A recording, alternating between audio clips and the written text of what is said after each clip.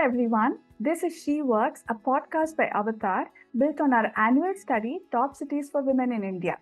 Through this podcast, we're going to be talking to working women across cities in India and understanding what women really think about their cities. Today, we're going to be talking about a city that has ranked number one the last couple of years in the TCWI index. The city of ideas, the garden city, and the Silicon Valley of India, Bengaluru. And joining me today to talk about Bengaluru is Ms. Eswari Rao, a fintech leader who has had about 25 years of experience working across various top companies. Thank you so much for joining us today, Eswari. It's a pleasure to have you here with us today. Thank you, Divya. Thank you, Avtar. And thank you, Caroline, for having me again. It is awesome talking about Bangalore all the time. It's been close to 30 years that I'm here, so it's kind of quite nostalgic. Really nice to know. Let's get started. So, segment one, the city and you, where we are going to be talking about your experiences in the city of Bengaluru. So, let's start with the traffic, the commute. One of the key deciding factors for a lot of people when it comes to their careers, when it comes to Bengaluru, right? So, has commute traffic impacted your career choices in any way? Please share your experiences. To be honest, I would say no. Mm-hmm. When I kind of started initially, I used to love exploring the city by walk. Okay. And I used to take a bus pass and use the public transport to explore the city. And I have not had one bit of issues in exploring the city, walking in the hot sun or using public transport. Of course, these days, increasingly, I would say, to be fair, it is causing a little bit of a productivity drain in terms of very long commutes for people who do night shifts, women who work long hours because of organizational requirements or need to be at work early. And that, I guess, it does cause a little bit of what I say, physical strain. But in terms of impacting careers, I would still continue to say no, because the public transport has also grown leaps and bounds, whether it is enabling metro to all possible routes and locations within the city, call it the purple line, call it the yellow line, call it the green line. And I guess the city authorities are ensuring that peak hour traffics are curtailed and it reduces impact on personal life. However, sometimes there is still a feeling that especially when it rains, it becomes difficult. But I guess right now, with a lot of working from home options, return to work as part of the post-pandemic hybrid models, I think it has gotten much better in terms of public transports, in terms of the metro commutes, in terms of the long commutes. And hopefully once all of these city metros are fully connected to each other, I guess that will then allow organizations to allow employees to opt, commuting via metro, which will, I think, then become a much more, I would say like a glorified place with all the green and all the flowers around. I think it just makes it like an icing on the cake. Got it. It's really nice to know. Moving on to my next question. From your experience, how easy is it for a woman returning from a break to access the various opportunities that the city offers? Please share experiences of navigating your break. It's a very good question, and I guess it's something that will echo with a lot of people currently, right? With the onset of AI, there is a lot of apprehension in everybody's mind about what will happen and especially for women who are coming back to workforce after a career break. I guess Bangalore has been one of probably the foremost cities to have been more receptive to allow people and women to come back to work with as seamless as possible, I would say, whether it is in terms of major tech firms or startup firms, or whether it is in terms of applying skills that you know and allowing flexibility so that you care for your child. I think that balance and that maturity in terms of addressing both the diversity aspect as well as you know including you in the major setup of the firms. I think that ecosystem has somewhat always been smooth. Got it. However, there is still a sort of a return ship, what I would say, pathway, which is still not as clean, because sometimes a lot of people struggle to find that one single break. And for me, particularly, being engaging with Avatar has been my channel of what I am today. And I hope more and more people get to channels like that. But there are still a segment of those people who still struggle to come back despite so many options being available. And I still see people struggling. So hopefully Bangalore in the coming years will allow even that segment of people to find jobs much more easy than what they are today. Got it. Very valid points there.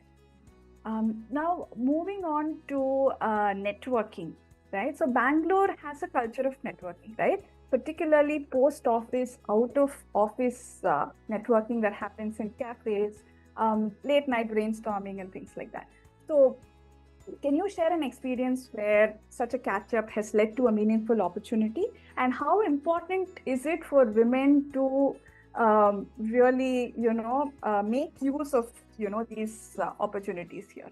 I mean, and also women kind of, navigate too many things, right? Work, home. How easy is it for women to do all of like work, home, networking, everything? As a woman, I would say it's personally very tough to take time out. Most of the time, the evenings are spent with meetings, or you would just like to take time out and spend with, at home. Right. I used to network with project and technology professionals. Every Thursday, there used to be a session conducted at the Royal Orchids Hotel in MG Road in Bangalore. Okay. And the reason Royal Orchids was chosen was because it used to be like the center place of for everybody, and that every organization in and around could easily commute in say 5 to 10 kilometers and be available for a casual meetup or a catch up over filter coffee, whether it is in MG Road or Indiranagar or Koramangala or wherever. And also is a place where the tech fraternity used to come together, where tech founders used to come together, investors, sometimes VC firms, used to come together, and we used to kind of discuss ideas over sandwiches, over coffee, share probably a 20-minute catch up of what went well in your organization, what was a good practice. And then we used to have every alternate Thursday. And after about 5 years or so of doing it, I think, be it whether it is in terms of catching up at my still favorite place called the Nilgiris Bakery. It used to be there it is still there, and it is like more than 20 years old that Nilgiris have ever existed in Bangalore. I used to love catching up over pastries, the no fondant pastry and cup of coffee. And it used to be the most beautiful time together. And for people who have not settled, these catch-ups over just a aloo bun or a veg puff and pastries, which Bangalore has abundant to offer, is just not only allowing you to enjoy the delicacies. It's new and new delicacies every Thursday, but it also allows you to catch up with new people every Thursday, every weekends, and there are so many of these that happen after office that I think one would still get exhausted finding those places. So there are favorite hubs in Indiranagar, Koramangala, MG Road, and Electronic City, and so many others. And I'm hoping that Bangalore will continue to it's like the power of what I say casual networking to getting to making dreams happen. So I think that's where the city can be. Casual networking is important for career growth. Absolutely. Yeah. So let's move on to segment 2, the city motion, the rapid fire round. My first question, work from office, work from a cafe, or work from home? Your pick. I think it's a blend. I would pick the hybrid. I love working from office because it just allows me to focus without disturbance, without distractions, and make the biggest value for time. If I plan 4 hours and I make sure that I deliver to the 4 hours and get what I planned for in that 4 hours, and I spend the rest of the time networking, helping people in the organization across various parameters. It could be career, it could be cultural coach, it could be motivation coach, it could just be a technology session, could be anything. But outside of that, I think it's nice to blend with the so-called cafe collaborations, I would say, because it then allows you to meet so many new people and learn so many new things, especially now with Bangalore being the startup hub, the space hub, the technology hub, and hubs to so many innovations. I think that work setup of half office and half cafe with time to rest at home, I think is the most beautiful blend. I can relate to that. Metro commute or cab rides? Metro commute. Work call while caught in traffic, yes or no? Do you do that regularly? Yes, absolutely. Okay. Moving on to segment 3, reflections and takeaways. What's one common mistake that people who are starting out in Bangalore do? Bangalore, as we know, has a lot of migrant workers, right? And how can they avoid that mistake? I think a lot of people stay very far from the workplaces, and I can understand the rationale behind that. Could be either having a place to stay with family or to stay with friends or to choose a housing with lower prices. I think the more closer you stay to workplaces, the more the rent could be a little higher, but I think in terms of saving on time, saving on energy, and commuting to office is, I think, something that can be flipped.